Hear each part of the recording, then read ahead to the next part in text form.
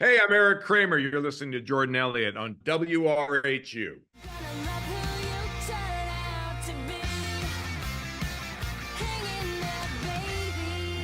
88.7 FM Radio Hofstra University. My name is Jordan Elliott, and today's guest is an actor, director, coach, and so much more. Best known for his roles as Dave Rogers on The Hughleys, and probably more importantly for the WRHU listeners, Bob Duncan on Good Luck Charlie. Please welcome to the show, Eric Allan Kramer. Eric, how are you doing today? I'm good.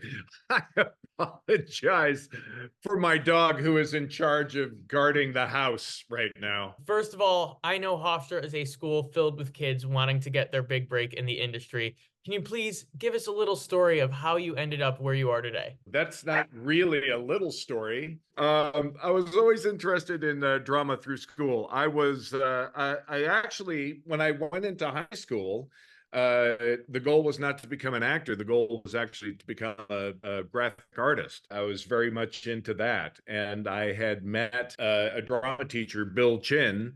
I took drama as an elective, and he literally changed my life, my whole trajectory.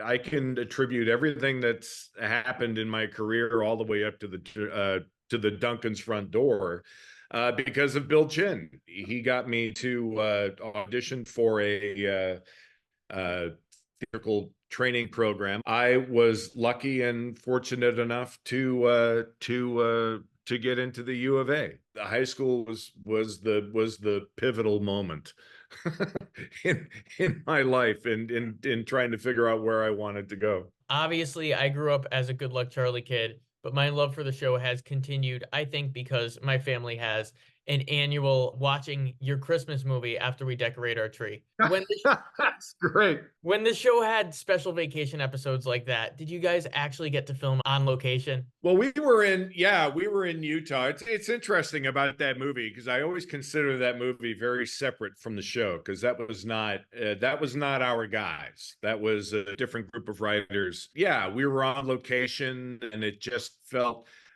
very different. And for most of that movie, the family is separate.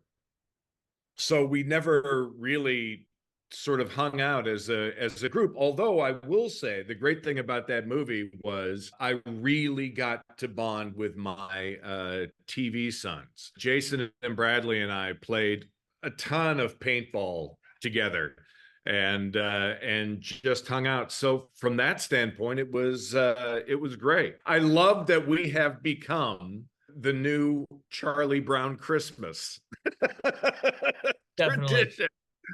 That makes me really happy. That puts a big smile on my face, actually. One of my favorite Christmas movies of all time. It's definitely cemented in the heads of everyone who grew up with it. I feel like it's going to be around for a very long time. Yeah, I mean, I would love the idea of that. I love that.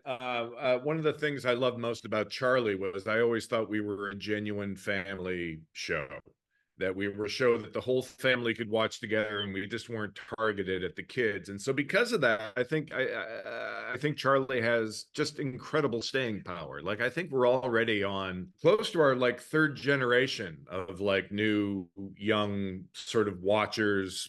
Family, like it's really fun to watch that cycle. I feel like you guys were pretty early on with inclusion. I specifically remember you guys had an episode where there were two moms back in the day. How do you feel about how far queer stories have come on Disney Channel since the days of Good Luck Charlie? What was so great about that episode was that we did it. What I loved about it was just so matter of fact. Like, it was just, she has two moms.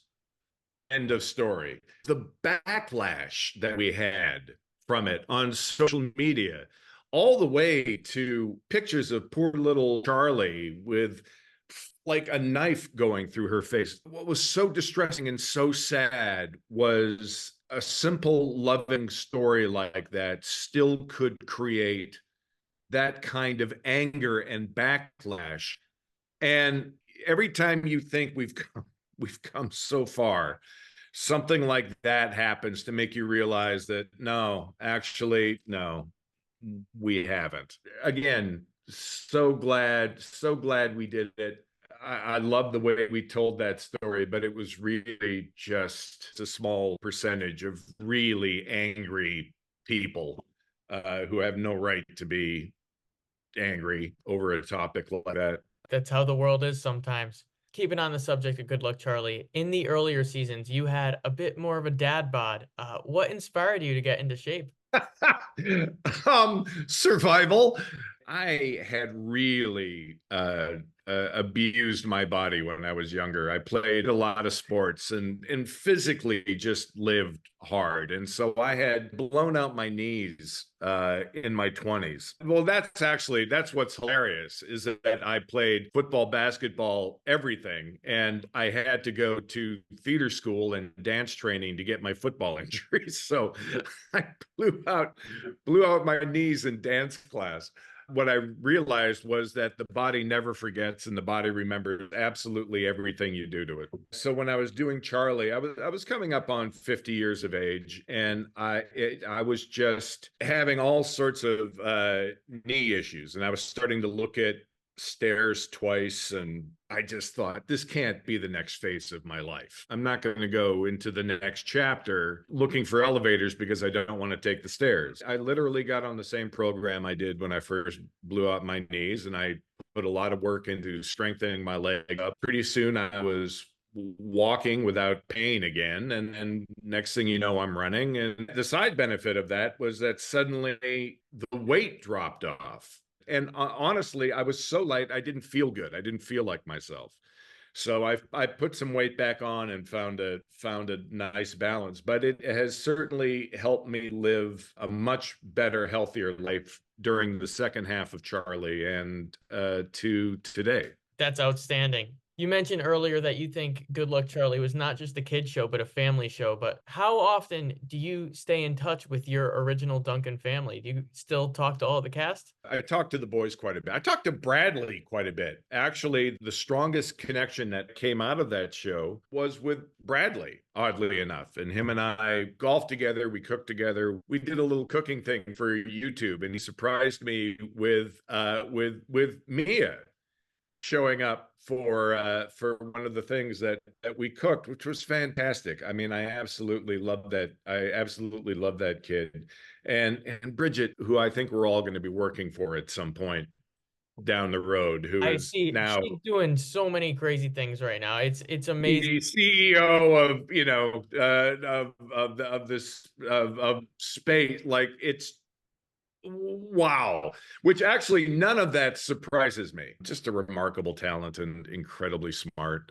But yeah, but the real bond came with the boys, and I play Jason's part of our sort of weekly poker game, and Bradley lives just down the street from me. That kind of thing is rare. You create these insane bonds during the shoot, and suddenly when the shoot is over, for some reason it all seems to go away, with the exception of a couple. I have one of my best and dearest friends I made on the shoot of Robin Hood Men in Tights, the Matthew Peretta, who played Will Scarlett O'Hara, and him and I have been just the best of friends ever since that shoot. He lives out east, I'm here out west, and we talk sometimes 2 or 3 times a day. 88.7 FM Radio Hofstra University. If you are just tuning in, my name is Jordan Elliott, and we are sitting with the star of Good Luck Charlie, Eric Allan Kramer, also known as Bob Duncan.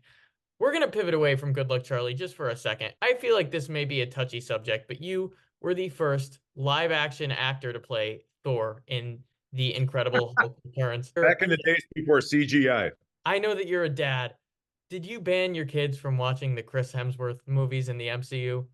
No, Chris Hemsworth is the ultimate Thor. Are you kidding? Like, how perfect is that casting? Like, honestly, Thor Ragnarok is, for me, that's the penultimate Marvel movie. Like, it's perfect. Certainly, when you compare him to my television version back in literally 1989, there's obviously some stark differences running around the back alleys with Lou Ferrigno. That was my first job in Hollywood, LA. It's the job that kept me here. So really that launched my Los Angeles career. I mean, personally, I think I'm talking to the ultimate Thor right now, but we could agree to disagree. Um, your bio also had you listed as a fight choreographer. That seems like a job where a lot could go wrong. Yeah, that's why those guys exist, right? So that things don't go wrong. I think I only got I in my whole stage fight career, I think I only got stabbed once by a rapier. But that was something I fell into in theater school. And I had an amazing instructor, Jean-Pierre Fournier, who kind of took me under his wing and sort of mentored me. And I was his apprentice for a little bit. Once out of theater school, I wound up landing some jobs because of him. It became quite the passion of mine. Looking over your bio, you also have had guest spots on pretty much every big sitcom there ever was. Cheers, Roseanne, Seinfeld, Mad About You, Will and Grace, That 70s Show. The list goes on and on. What do you think about the traditional three-camera live studio audience style of television essentially dying out? There are a couple of shows still trying to do it, but do you think it'll ever come back? I hope there's a resurgence. I don't hold out a whole lot of hope for it, just because of the way we do business now. But honestly, thank God for sitcoms. I mean, the sitcoms made my career. And what a great format. Like, it was just, as an actor to work, it was fantastic. It was the closest you ever got to theater on camera. It's a reasonable work week. You get to rehearse.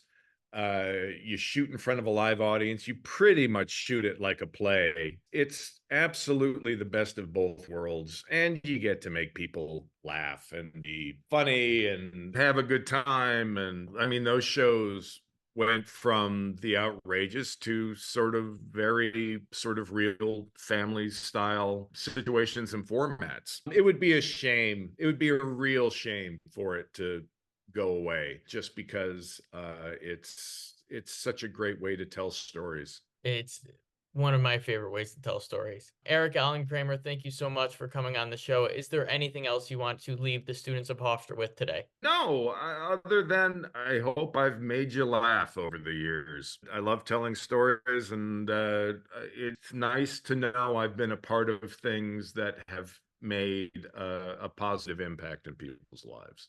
Thank you so much, Eric Allan Kramer. This has been Influence with Jordan Elliott. I'll see you next time.